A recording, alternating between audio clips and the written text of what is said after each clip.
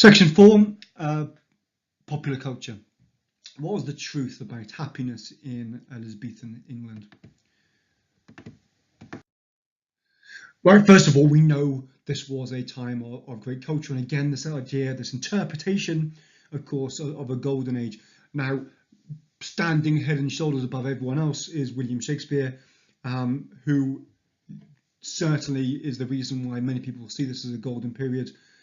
Still studied in schools up and down Britain and indeed all over the world. But there was some steps forward in terms of art. Nicholas Hilliard stands out as a genius, but most of the other artists were fairly mediocre, and even here he had got his ideas from the French court. Music was popular. The Queen particularly liked it. Tallis and Bird. Church music. We got Dowland with non-religious secular airs. So that's accompanied by a lute. And they did take English music to new heights. But of course, it's literature, which is the biggest one. We've got the printing press being created during this time and becoming more popular. Sidney and Spencer, Hakluyt and Camden, great travel books and biographies, and again, Shakespeare dominating this period.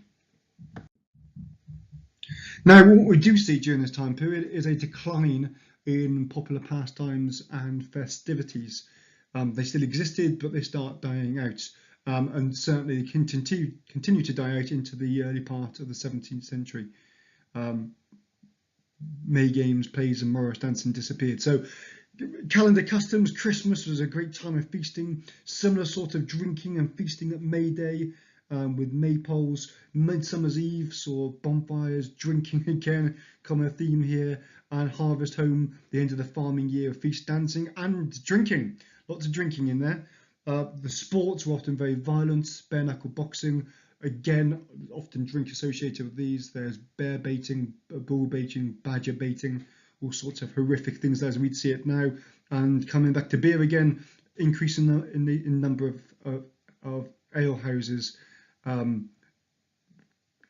After 1588 was seen as a place of drunkenness, gambling and prostitution. So what happened to this? Well, in short, one word: Puritans. They see it vital. A lot of these things take place on a Sunday, and they saw Sunday as a time to pray and to be restful.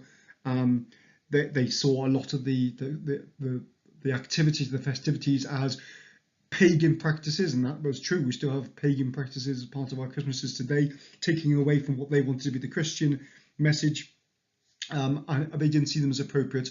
And of course, the sex, the drinking, the celebrating, the debauchery, the losing of control, the chaos was something, and sex outside marriage was seen as something which the Puritans certainly disapproved of. The similar sort of time for this really is we've got an increase in the amount of people who are accused of being witches.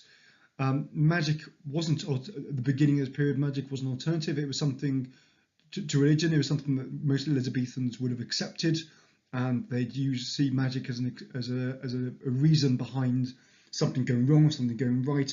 Wise women were seen genuinely, not just as we might see them as people who use herbs and knowing their way around different medicines, but they would be seen as magic, and it is a good chance that many of the witches themselves saw themselves as magic.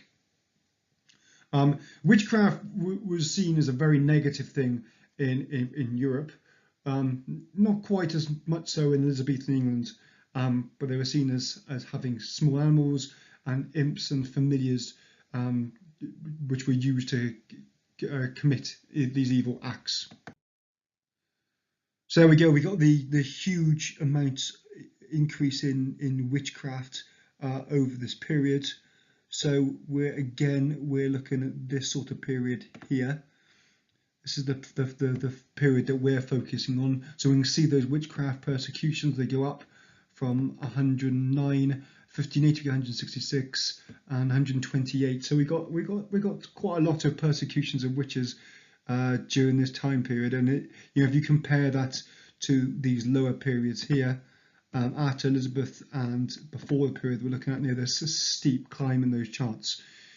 Now it's difficult for us to work out why that was, because from 1563 there'd been a law about witchcraft, and that you could be hanged, imprisoned if you killed anyone through witchcraft. But we've only got records from the southeast, and from the county of Cheshire. But as I say, there was a great increase in the amount of people accused of being witches during this time period. It also ties in with a period when there was a huge rise in population and in poverty, and maybe those poor harvests that created tension, and that leads to the increase in the amount of accusations. Several interpretations why it might be, and for me, there's a combination here.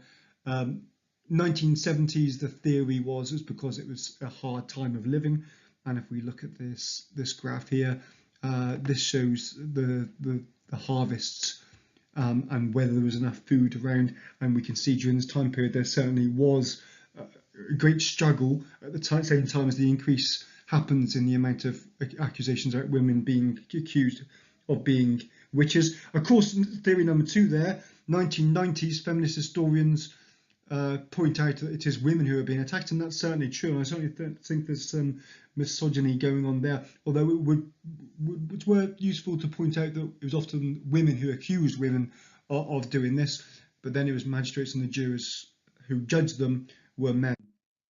And then the third one, we got the Puritans back in the game again.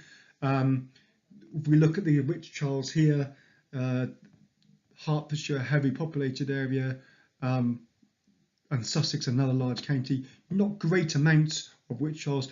Essex, where there were very many Puritan ministers trying to establish godly communities, a much higher figure there. So there is some potential association between where Puritans were and the amount of witch trials that occurred, and that seems to make sense.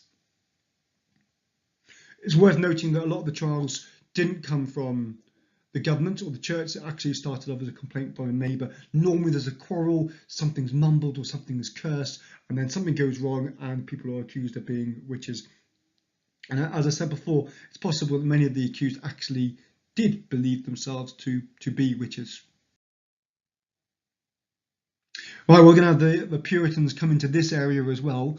This is a great time period tying in with William Shakespeare, of course, but not exclusively William Shakespeare, where we do have these new Elizabethan theatres. Now, there had previously been plays known as miracle plays, or just miracles or mysteries, and they've been banned by Elizabeth's Privy Council because they were seen as being Catholic, so we get a tie-in there. Then 1576, a new building, just performing plays, was created outside the city walls, and it was called simply the Theatre. So these theatres, well, you can see we get a great rise. So we get the Theatre in 1576, then the Curtain, the Rose, the Swan, and in 1599 the Globe of William Shakespeare. Thousands of Londoners would visit these from lots of different social groups. They loved the interaction of it. Theatres were very different to our experience today. They were bustling places, people moving around, people selling things. People felt part of the play. They'd interact with the actors on stage. Groundlings paid a penny to stay at the bottom and stand amongst the filth there. The extra penny could get a seat in one of the covered galleries. So if you could afford it, you could do that. But a lot of people just enjoyed the atmosphere. As I say, noisy affairs. People chatted, people booed through dull bits, lots of eating, drinking. There was lots of interaction, and people use this as an excuse to go and visit, take part in other activities like bear baiting or bull baiting, or they go to the alehouses, gambling, then to the brothels. The Queen certainly loved going to the theatre, and ignored many of the complaints that came her way, only shutting them during the plagues of 1588, 81 and 82. And then you can see again in 1592-3 and 1603. What would those who criticised the theatres say? Well, there was certainly fights, there was pickpockets. The mayor and the aldermen didn't like the fact that they built outside the city walls, so that they had no influence of them. They did help the spread of disease, but that's really just because lots of people are gathering there. And here we go, the Puritans again. They associate them with paganism. The miracle plays a Catholic England they didn't like, and of course the sinful behaviour was a no-no for many Puritans.